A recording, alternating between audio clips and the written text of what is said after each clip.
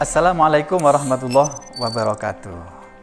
Bismillah, alhamdulillah, wassalatu wassalamu ala rasulillah wa ala alihi wa sahbihi wa mawalah ma ba'da fala hawla wa la quwwata illa billah.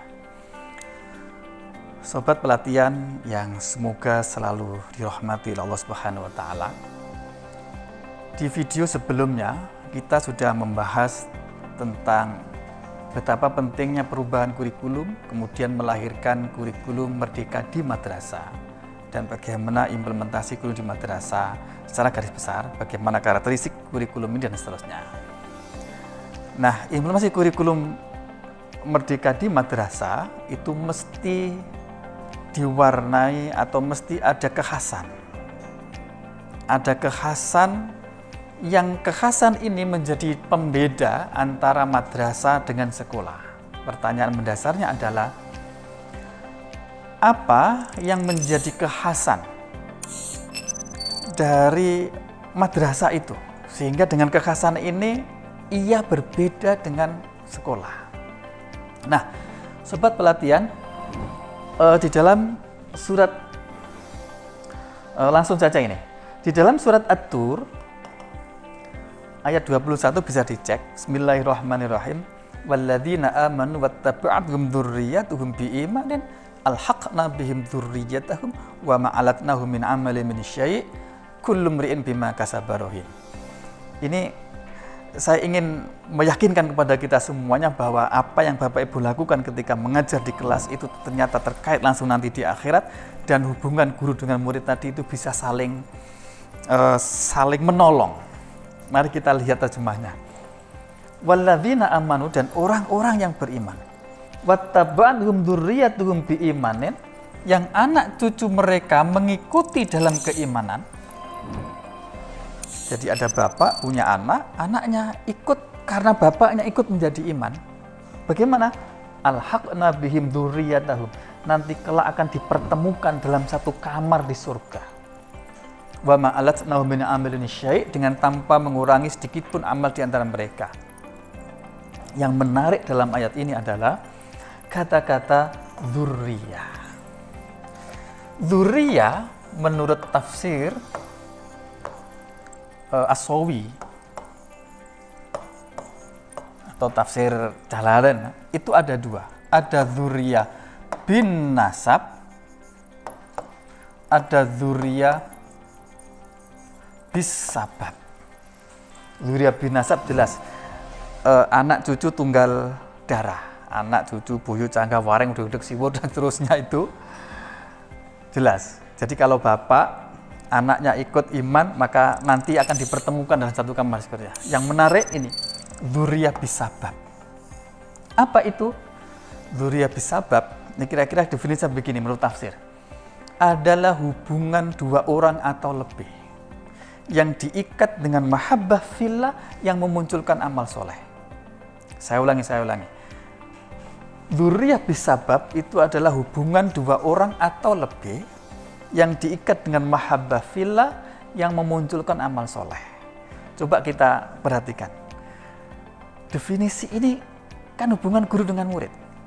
Guru murid dipertemukan dalam kelas semata-mata karena guru ingin mengamalkan ilmunya, murid ingin menjadi pandai, menjadi pintar untuk menyiapkan diri, memunculkan amal soleh, yaitu proses ta'lim wa ta'allum. Berarti hubungan guru dengan murid tadi itu sudah memenuhi definisi bis sabab ini. Nah, dzurriyyah bis sabab inilah nanti kelak akan bisa mempengaruhi alhaqna bihim dzurriyyatahum. Gurunya dengan muridnya akan dipertemukan dalam kamar di surga. Dan ini sifat CD, artinya bolak-balik. Bisa jadi muridnya bisa menolong gurunya untuk bisa ketemu dalam satu kamar di surga. Bisa jadi gurunya menolong muridnya masuk dalam dipertemukan satu kamar di surga. Ini yang luar biasa di dalam konteks pendidikan kita itu. Konteks pendidikan itu. Jadi hubungan guru dengan murid tidak sekedar itu hubungan niawi, tapi itu ada dampak nanti di akhirat kalau diikat dengan mahabbah fillah. Bahkan yang menarik lagi, di dalam tafsir As-Sawi tadi itu ada hadis yang diriwayatkan oleh Imam Ibnu Abbas mengatakan, idza dakhala ahlul jannati al jannata fasa'aluhum an abawai wa ila akhirih. Ketika ahli surga masuk surga, dia ini mencari-cari, bertanya-tanya an abawai, tentang mana bapak saya, mana istri saya, mana anak saya. Dia mencari-cari. Kemudian dijawab oleh Allah, inna lam yudriku ma'atroka'u, dia tidak mendapatkan apa yang kamu dapatkan. Mungkin dia dulu kurang ajar dan seterusnya sehingga dia masuk neraka. Nggak ada di sini. Kemudian orang ini pun, ini ambil tuli walahum, ya Allah, saya dulu beramal untuk saya dan untuk guru saya ya Allah, untuk orang tua saya ya Allah. Dulu saya menjadi seperti ini itu karena beliau ya Allah. Kemudian fayu'maru bi'il hakim, Allah perintahkan malaikat untuk mempertemukan dalam satu kamar di surga. Sekali lagi, ayat ini kemudian dikuatkan dengan hadis tadi itu. Hubungan guru dengan murid tidak sekedar selesai di dunia, tapi punya dampak saling mempengaruhi nanti kelak di akhirat. Saya lanjutkan. Bismillahirrahmanirrahim. Yauma tuqallabu wujuhum finnar yaquluna ya laitana ata'na Allah wa ata'na Rasulah. Yauma tuqallabu wujuhum finnar, hari di mana wajah ahli neraka dibolak-balik di neraka. Jadi besok itu rupanya ahli neraka digoreng, bolak-balik. Yuqallabu ini kalau kita lihat dalam ilmu shorof itu ikut wazan fa'ala faidah, ini takdir. Mana banyak, artinya membolak-balik itu digoreng, dibolak-balik berkali-kali. Yaquluna, mereka mengeluh, ya laitana ata'na Allah wa ata'na Rasulah. Ya Allah, kenapa saya tidak taat kepada Allah dan tidak taat kepada Rasulnya? Kemudian mulai mengaitkan dengan guru-gurunya. Wa qalu rabbana inna ata'na sadatana kubara'ana fa'adhaluna sabila. Ya Allah, dulu saya taat kepada sadat dan kubarok saya. Fa'adhaluna sabila, malah mereka justru menyesatkan kami sehingga saya masuk neraka ini. Pertanyaan besarnya, siapa sadat, siapa kubarok? Kalau kita cek dalam tafsir, sadat kubarok, sadat adalah pemimpin-pemimpin formal, kubarok adalah orang-orang yang punya pengaruh. Dalam hal ini masuk guru, orang tua dan seterusnya, kubarok. Fa'adhaluna sabila, mereka menyesatkan. Apa yang terjadi? Rabbana atihim di'afaini minal azab wal anhum la'nan kabira. Ya Allah, timpahkanlah kepada guru-guru saya itu ya Allah, kepada sadat dan kubarok saya itu, kepada guru-guru atau orang tua saya ya Allah, di'faini minal azab, 2 kali lipat dari azab yang saya terima ini. Dan gak cukup, wal anhum la'nan kabira, dan laknat guru saya dengan laknat yang sangat besar. Na'udzubillah. Masih siap jadi guru? Mohon maaf kalau ini ayat ini menakut-nakutkan, tapi ini artinya kita dalam proses pembelajaran mesti harus hati-hati betul bagaimana mendidik anak-anak kita. Salah dalam mendidik kemudian menyesatkan anak-anak kita ternyata dituntut oleh anak-anak kita masuk neraka. Kesalahan guru kemungkinan ada 2. Mungkin yang diajarkan salah, mungkin yang diajarkannya benar, tapi cara mengajarkannya salah, sehingga menjadikan anak semakin jauh dari Allah. Mungkin yang diajarkan salah, cara mengajarnya benar. Jadi mengajarnya benar, tapi yang diajarkan salah, sehingga dia tersesat, terlunta-luntah kemudian masuk neraka, maka dituntut. Sekali lagi ayat ini mengisyaratkan kepada kita agar semua tindakan kita itu mesti kita perhatikan dampaknya nanti di akhirat. Dampaknya nanti di akhirat.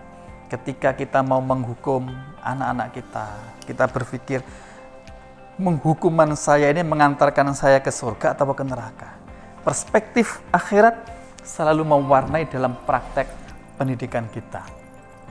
Ketika melakukan apapun aktivitas di dunia ini, akhirat harus mewarnai. Inilah pendidikan di madrasah yang kita inginkan, sehingga praktek pendidikan kita, nilai-nilai Islam, nilai-nilai agama Islam akan selalu menjadi warna dan nanti kelak akan mempengaruhi cara berpikir, bersikap, dan bertindak anak-anak kita. Kalau perspektif akhirat ini kita jalankan terus, sesungguhnya akan otomatis akan muncul pandangan ainur rahmah. Artinya ketika kita berhadapan dengan anak, mungkin ya namanya anak-anak dalam taraf belajar, ada yang rajin, ada yang nakal, ada yang malas, dan sebagainya. Kalau perspektif akhirat sudah menjadi warna dalam kita mengajar, maka yang muncul adalah pandangan ainur rahmah, memandang anak semua dengan pandangan kasih sayang. Dihadapkan pada anak yang mungkin malas, nakal, bandel, kita tidak justru malah menendang mereka, tapi justru merangkul, kemudian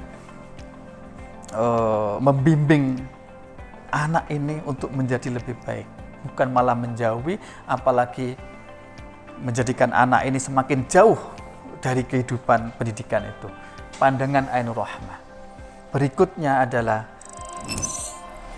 hati nurani sebagai sasaran utama. Artinya begini, kita tahu bahwa dalam hadis, ala inna fil jasadi mudghatan fa in fasadat fa fasadat kulluh fa in saluhat fa saluhat jasad kulluh wa in fasadat fasadat kulluh. Hadis Nabi Aukamakol, ingat bahwa di dalam diri ini itu ada segumpal daging. Kalau daging ini baik, maka seluruh perilaku anggota tubuh ini menjadi baik. Kalau segumpal daging ini itu buruk, jelek, maka seluruh perilaku anggota tubuh akan menjadi buruk. Apa itu? Qalb adalah hati.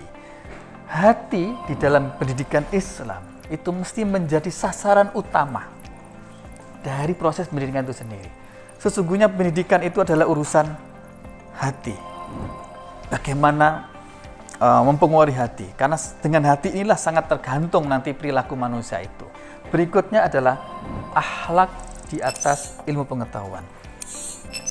Pendidikan di madrasah itu mesti menjadikan akhlak itu diutamakan dari sekedar mencapai kompetensi-kompetensi yang sifatnya pengetahuan. Kenapa? Karena sesungguhnya begini, kemampuan ilmu pengetahuan yang berada di dalam diri seseorang yang tidak berakhlak, maka ilmu tadi itu punya potensi daya rusak yang besar. Saya ulangi, orang itu semakin pintar, kalau akhlaknya buruk, maka potensi daya rusaknya itu akan semakin besar daripada orang biasa-biasa. Ini artinya apa? Artinya dalam pendidikan madrasah, akhlak mesti diutamakan daripada ilmu pengetahuan itu sendiri. Man izdada ilman walam yazdad hudan lam yazdad minallah illa bu'dan. Barang siapa yang bertambah ilmunya tapi tidak bertambah hidayahnya, tidak semakin baik akhlaknya, tidak membuat dia semakin dekat dengan Allah, tapi membuat dia semakin jauh. Karena itu akhlak menjadi pengendali dari ilmu pengetahuan itu. Akhlak menjadi hal yang utama. Nah, sobat pelatihan yang berbahagia, pada akhirnya semua karakteristik, nilai-nilai yang menjadi ciri khas madrasah yang akan membedakan antara proses pembelajaran dan pendidikan di madrasah dengan sekolah dan atau dengan lembaga lain tadi itu, mari bersama-sama kita implementasikan dalam mewarnai proses pendidikan yang ada di madrasah. Tentu ini sesuatu yang tidak mudah di tengah situasi kemajuan teknologi, kemajuan dan perubahan dunia yang materialistik, yang hedonisme yang luar biasa ini. Tentu tidak mudah. Tapi dengan menurunkan nilai-nilai agama Islam yang tadi kita bahas, yang saya jelaskan tadi itu dalam praktek pendidikan kita, praktek pendidikan kita di madrasah. Semoga semua upaya ini dapat menyiapkan lulusan-lulusan kita, lulusan-lulusan madrasah, mengantarkan mereka untuk berperan menjadi apapun di dunianya, di zamannya, namun tetap semuanya nilai-nilai agama menjadi pengendali dari peran yang mereka perankan. Inilah yang kita inginkan, sehingga kehidupan anak-anak kita kelak bisa mewarnai di dalam berperan menghadapi tantangan zaman itu. Minimal anak-anak kita tidak ikut arus di dalam perubahan zaman itu.